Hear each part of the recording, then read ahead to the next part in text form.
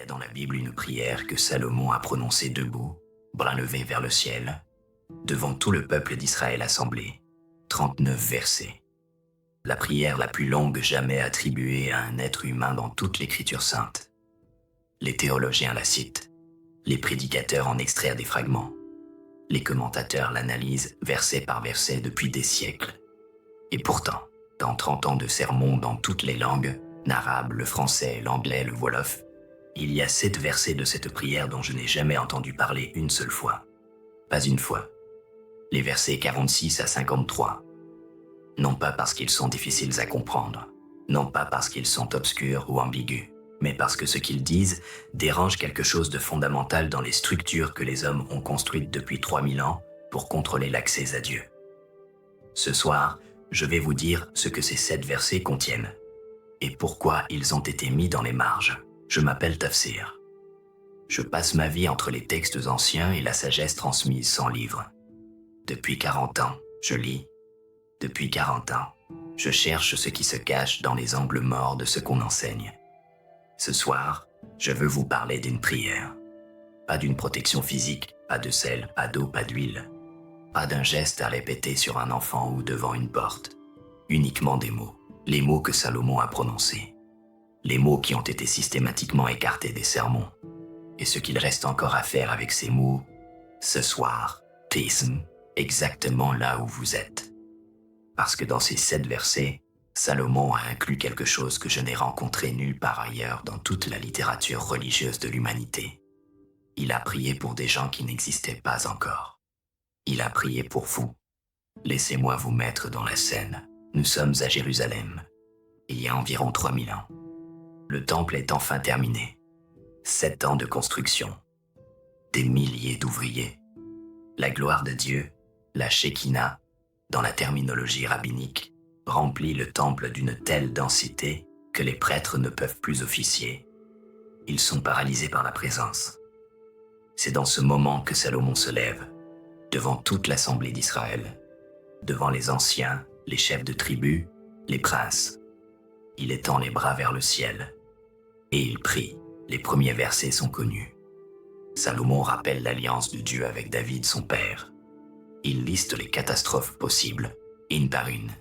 La guerre, la famine, la peste, et demande à Dieu d'entendre dans chaque cas.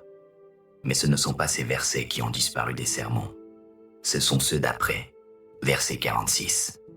Quand ils auront péché contre toi, car il n'est point d'homme qui ne pêche. Voilà. Salomon commence par une affirmation catégorique. Il ne dit pas « si quelqu'un pêche ».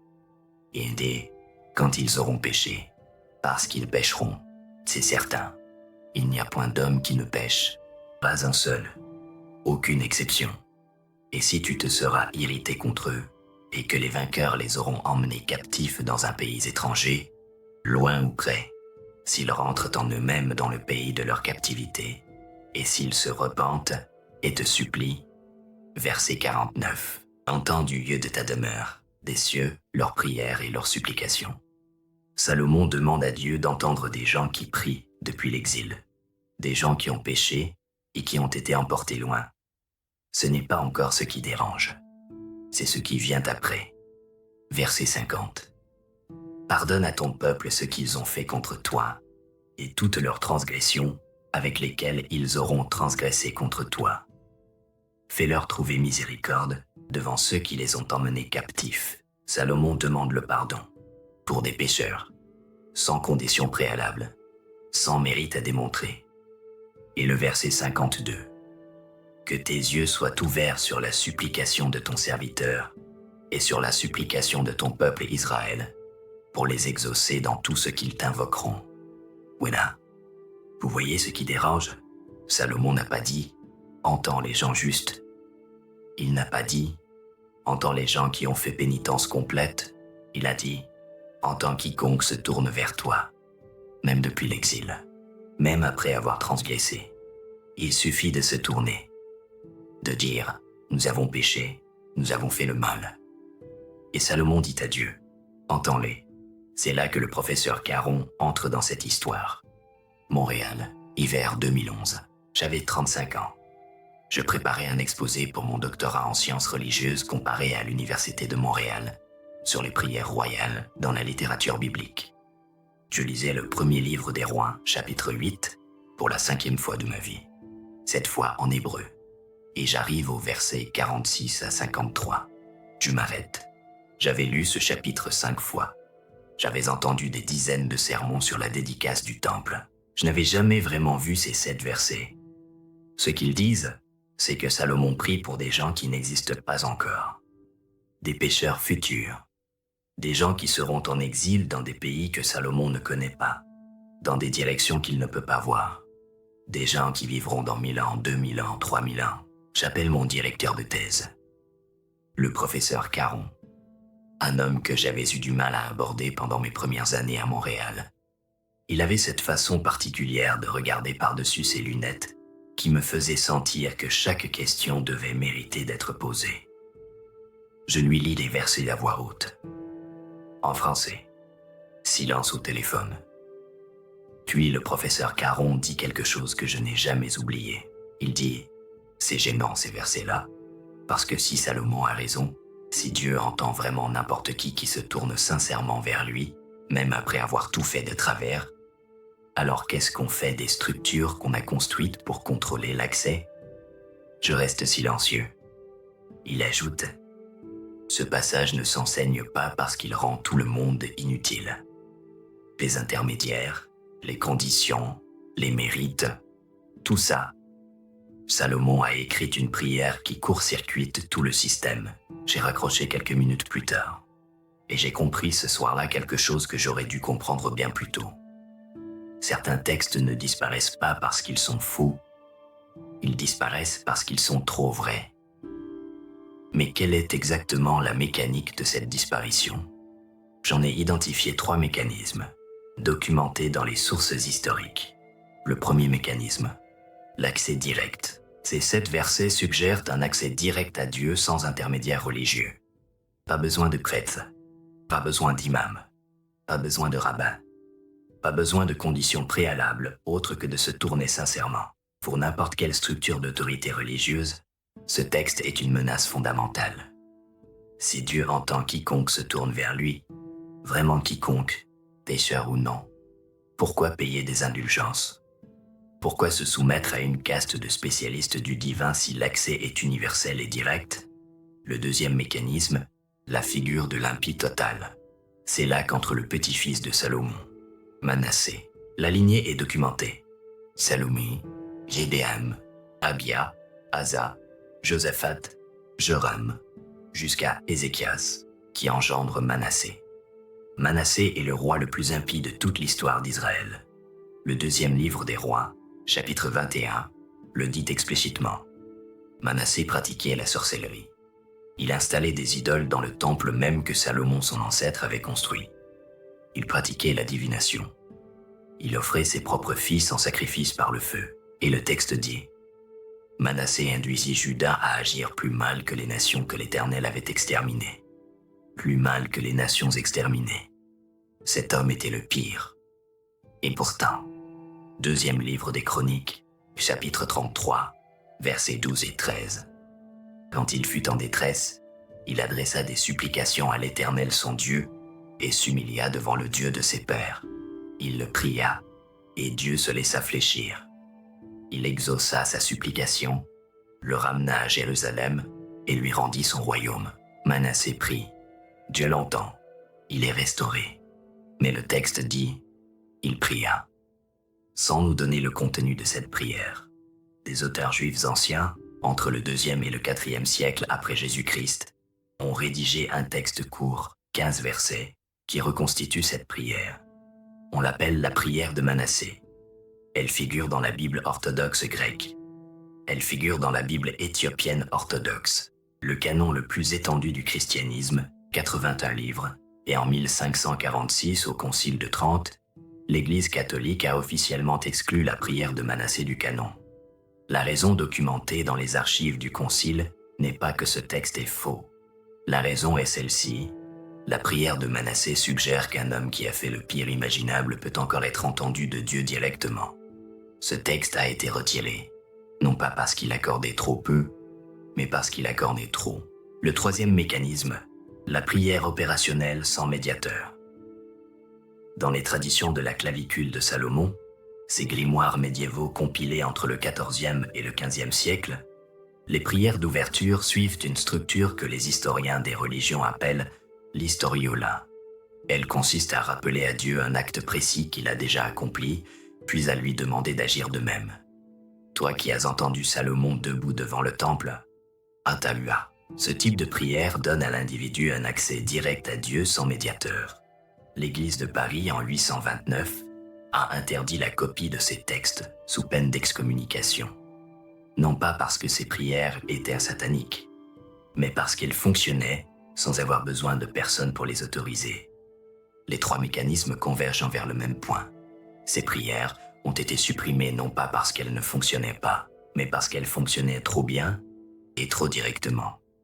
Voici maintenant ce que le Coran dit. Parce que cette histoire se prolonge dans la tradition islamique avec une précision qui m'a laissé silencieux la première fois que je l'ai vue.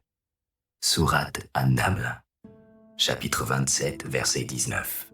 Le contexte. Sulaiman est au sommet absolu de son pouvoir. Il commande des armées de djinns, de vents, d'oiseaux.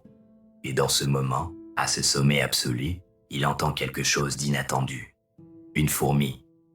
Il entend une fourmi qui parle à ses sœurs. Rentrez dans vos maisons, que Sulaiman et ses armées ne vous écrasent pas sans s'en apercevoir. Sulaiman entend cela, et il rit, un sourire de tendresse, disent les commentateurs classiques comme Ibn Kathir. Et voici ce qu'il prononce immédiatement après. Rabbi awzi'ni an ashkura ni'mataka allati an'amta alayya wa ala walidayya wa an a'mala salihan tardahu wa adkhilni bi rahmatika fi ibadika as-salihin. Mon Seigneur, inspire-moi à être reconnaissant pour ta grâce que tu m'as accordée à moi et à mes parents, à accomplir de bonnes œuvres qui te plaisent, et introduis-moi par ta miséricorde parmi tes serviteurs vertueux. 2 lignes. Ce n'est pas une prière de puissance, ce n'est pas une prière de demande, ce n'est pas une prière pour contraindre des djinns ou accumuler davantage de gloire. C'est une prière de gratitude.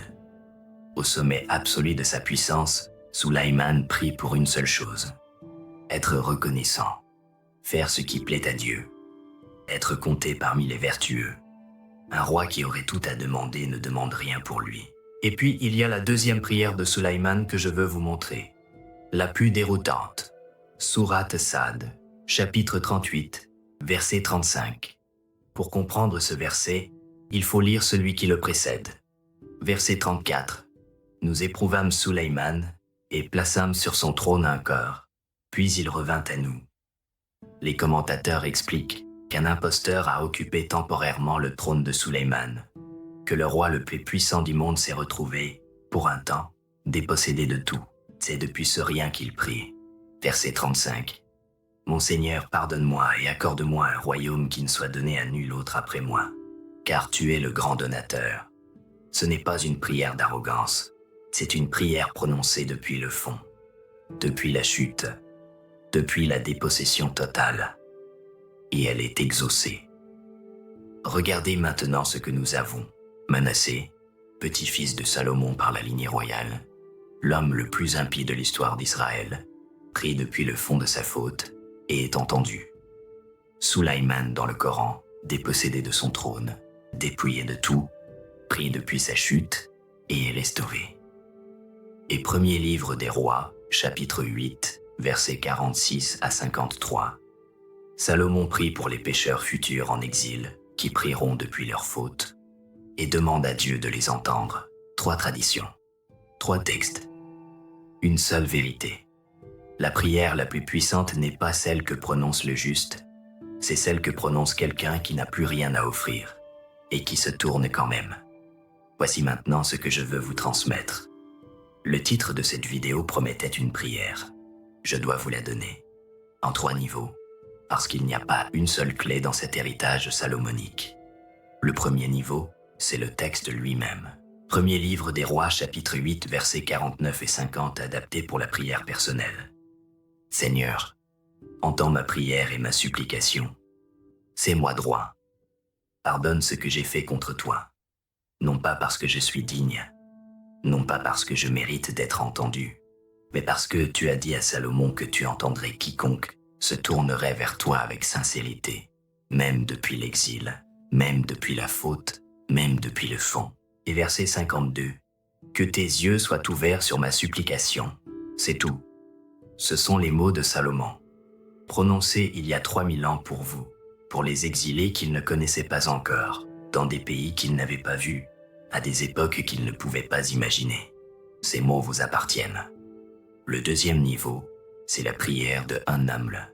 Rabbi auzini an ashkura ni'mataka allati an'amta alayya wa ala walidayya wa an a'mala salihan tardahu wa adkhilni bi rahmatika fi ibadika as-salihin. Mon Seigneur, inspire-moi à être reconnaissant pour ta grâce que tu m'as accordée à moi et à mes parents, à accomplir de bonnes œuvres qui te plaisent, et introduis-moi par ta miséricorde parmi tes serviteurs vertueux. Cette prière se dit le matin. Elle ne demande pas de pouvoir. Elle demande d'être capable de recevoir ce qu'on a déjà avec gratitude. C'est la prière de l'homme qui a compris que ce qu'il possède n'est pas entièrement à lui. Le troisième niveau, c'est la structure, basée sur la technique de l'historiola, celle que la clavicule de Salomon utilise, que les textes du premier livre des rois illustrent directement. 5 étapes. Première étape, nommez qui vous êtes. Non pas votre titre, non pas votre mérite. Simplement, je suis votre créature, je suis là. Deuxième étape, rappelez à Dieu un acte qu'il a déjà accompli. Toi qui as entendu Salomon dans le temple, toi qui as entendu Manassé, le plus impie des rois, toi qui as entendu Sulayman depuis sa chute, prononcez le précédent. Parce que chaque fois que Dieu a agi dans l'histoire, il a créé une réalité documentée que la prière peut invoquer. Troisième étape, formulez votre demande sans condition de mérite. Explicitement, non pas parce que je suis digne, mais parce que tu as promis d'entendre quiconque se tourne vers toi. Quatrième étape, tournez-vous physiquement. La tradition rabbinique du traité Berakot, folio 30a, enseigne que Salomon a spécifié la direction de Jérusalem dans cette prière précisément. La tradition islamique oriente vers la Kaaba. Mais si vous ne savez pas où est l'Est, levez simplement les yeux. Faites le geste de vous tourner. C'est le verbe hébreu, panach, faire face à. C'est le seul geste que Salomon exige dans ses versets. Cinquième étape, prononcez le verset 52. Que tes yeux soient ouverts sur ma supplication. Voilà. Ce n'est pas une formule magique. C'est une structure ancienne qui dit à Dieu, « Je sais que tu as agi avant. Je sais que tu peux agir encore. Et je me tourne vers toi non pas parce que je mérite d'être entendu, mais parce que tu as promis d'entendre. » Et Salomon a dit que cette promesse est valable pour les exilés, les pécheurs, les dépossédés et les gens qui n'existaient pas encore. Cette promesse vous inclut. Il y a quelque chose que le professeur Caron m'a dit le lendemain matin. Il m'avait rappelé ce qui ne lui arrivait jamais. Et il m'a dit, j'ai réfléchi à ces versets toute la nuit. Et j'ai trouvé quelque chose. Le Talmud, traité Berakot, folio 30a, utilise cette prière pour fonder la direction physique de la prière vers Jérusalem. Les rabbins citent les versets 44 à 48. Mais ils s'arrêtent au verset 45. Ils ne citent pas les versets 46 à 53. La tradition garde la forme. Elle retire le fond. Le professeur Caron m'a dit, ce n'est pas un oubli, c'est une sélection. Ce matin-là à Montréal, il neigeait sur le Saint-Laurent. Et par la fenêtre de ma chambre d'étudiant, je regardais les flocons tomber sur le fleuve en pensant à 3000 ans de textes qui avaient soigneusement contourné 7 versets. Non pas supprimés, non pas détruits. Présents dans la Bible, accessibles à n'importe qui lit, mais systématiquement non enseignés, non pressés, non cités dans le contexte qui leur donne leur sens complet. 7 versets qui disaient que l'accès à Dieu n'est pas conditionnel à votre mérite, à votre pureté, à votre appartenance. Et ce matin-là, dans la neige de Montréal, j'ai compris pour la première fois ce que je faisais avec ma vie. Pas analyser des textes, pas collecter des références bibliographiques, lire à voix haute ce que les institutions ont mis dans les marges. Voici ce que je voudrais que vous emportiez ce soir. Non pas seulement les mots de la prière, non pas seulement la structure, une idée, simple, difficile à recevoir, mais simple. Prier selon Salomon, ce n'est pas demander. Prier selon Salomon, c'est se tourner. Le verbe hébreu panache, faire face à, s'orienter vers, diriger son visage dans une direction. Salomon ne dit pas « si vous avez suffisamment récité, si vous avez rempli toutes les conditions, si vous êtes assez pur ». Il dit « si vous vous tournez ». Un geste. Et Manassé s'est tourné depuis le fond de sa faute. Et Soulaïman s'est tourné depuis sa dépossession. Et Salomon a demandé à Dieu d'entendre tous ceux qui se tourneraient après lui, pécheurs, exilés, éloignés, oubliés, pour les 3000 ans qui suivraient. Cette prière inclut ce soir. Elle vous inclut là où vous êtes, avec tout ce que vous portez, avec toute la distance qui vous sépare de ce que vous voudriez être. Se tourner suffit. C'est ce que Salomon a dit debout, bras levés vers le ciel, devant tout le peuple d'Israël. Et c'est ce que personne ne vous a enseigné depuis. Mes amis, si ce que vous avez entendu ce soir vous a touché, si vous avez reconnu dans ces 7 versets quelque chose que vous cherchiez sans savoir où chercher, partagez cette vidéo avec quelqu'un qui en a besoin. Pas pour l'information, pour la permission. La permission de prier depuis là où l'on est, depuis la faute, depuis l'exil, depuis le fond. Salomon a demandé à Dieu d'entendre ces gens-là. Il a inclus cette demande dans la prière la plus officielle, la plus solennelle, la plus publique qu'il ait jamais prononcée.